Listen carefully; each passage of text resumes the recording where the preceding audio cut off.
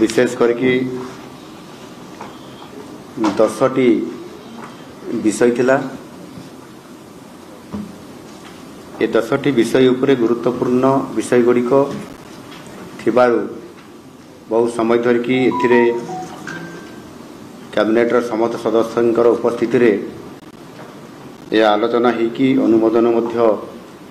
लाभ करिछि। विशेष करके नुआ सरकार आसिला परे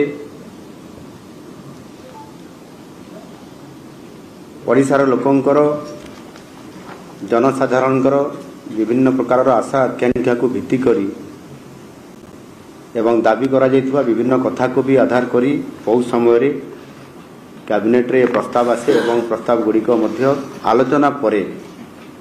तर्जमा करागला परे सर्वसम्मति क्रमे पुणी ताकु गृहीत होईछि। प्रथम कथा होछि विद्यालय और गणशिक्षा विभाग उच्च विद्यालय जोटा स्मार्ट स्कूल बा ट्रांसफॉर्मेशन बा रूपांतरण जोटा करा जाइछि एवं जो विद्यालय गुड़िक मध्य अछि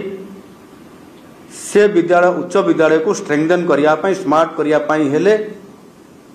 गोटिए गोटिए ताहार फीडर स्कूल हिसाब रे प्राथमिक विद्यालय को गोटे पंचायत अंतत गोटिए विद्यालय को एक आदर्श विद्यालय रे रूपांतरित करिवा पई आम सरकार निष्पत्ति नैचंती। ताहा आज प्रथम ये कैबिनेट रो प्रथम क्रमिक संख्या रे आज स्थानित होइतला एवं आलोचना रे आज पास होईछि। एथिरे मोर आपण मान पाखे मत रखिबा कथा जे निश्चित भाव में गोटे मॉडल स्कूल करिया पई आमे निष्पत्ति नैछु एवं से मॉडल स्कूल रो नाम मध्य आमे नामकरण करिछु गोदावरीश मिश्र आदर्श प्राथमिक विद्यालय एवं यह आदर्श प्राथमिक विद्यालय हबो फेब्रुआरी मास 5 तारिख 6 तारिख और 7 तारिख रे षोडश अर्थ कमिशन ये जो आसबार कार्यक्रम अच्छी 16 फाइनान्स कमिशन फाइनान्शियल ईयर 2026 रु 2031 पर्यंत एथिरे आसिला परे आमे निश्चित भाव रे ये जो पंचवर्षिक योजना अच्छी से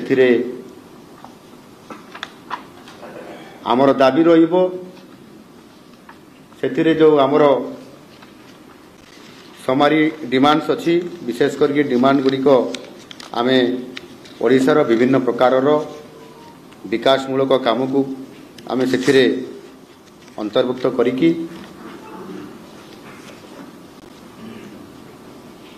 एथिरे 12,56,148 कोटी टंकार एक डिमांड्स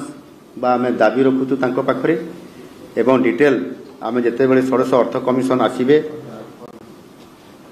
12,56,148 कोटी टंका